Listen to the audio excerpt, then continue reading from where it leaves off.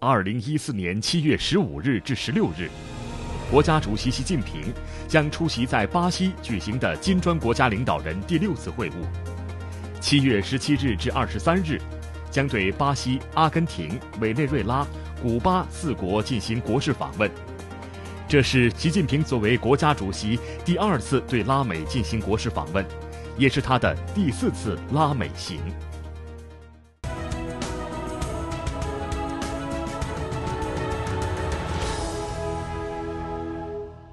习近平主席2013年6月5日在墨西哥参议院发表演讲时指出，中国有句谚语叫做“路遥知马力，日久见人心”。中拉关系的发展历程已经并将继续证明，双方关系发展是开放的发展、包容的发展、合作的发展、共赢的发展。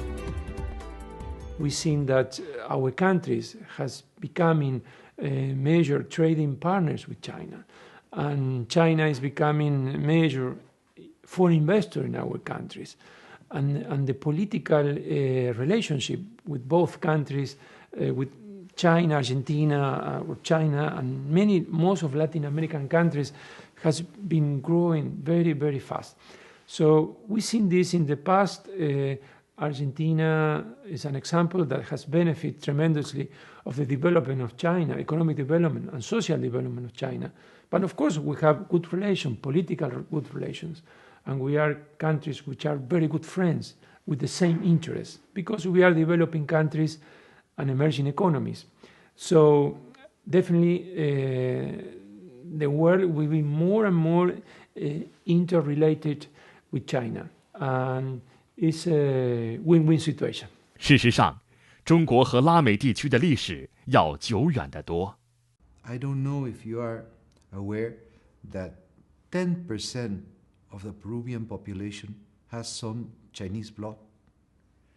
1 in 10 Peruvians have some great-great-grandfather coming from China. That means 3 million people in Peru are in a way related to China.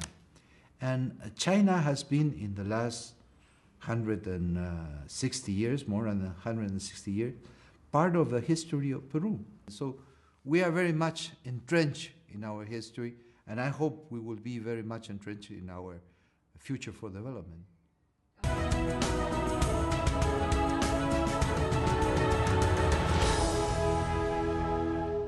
在过去1年，中国和拉美地区各国同义词汇不断出现，那就是深化改革与经济转型。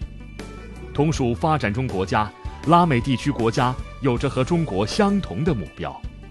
I mean, we see similarities. I mean, between Argentine economic policies from Cristina, our president, and the policies, I mean, from Xi Jinping, I mean, and the new leaders of China.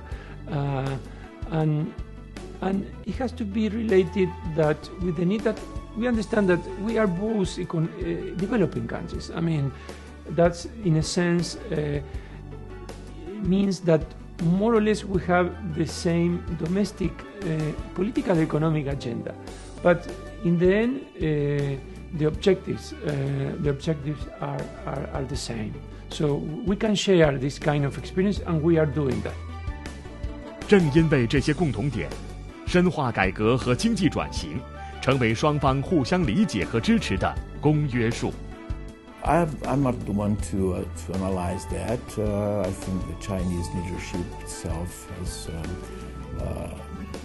has said consistently that there is a need to change the model. The model has been investments and exports.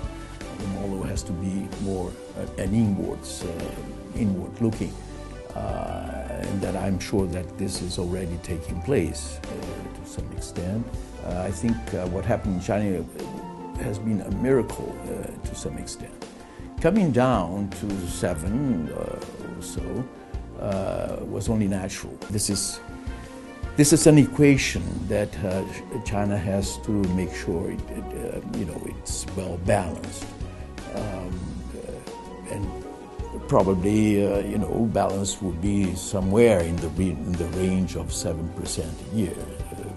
But to me, to us and I think to the world, this is enough to make a large contribution to the world growth.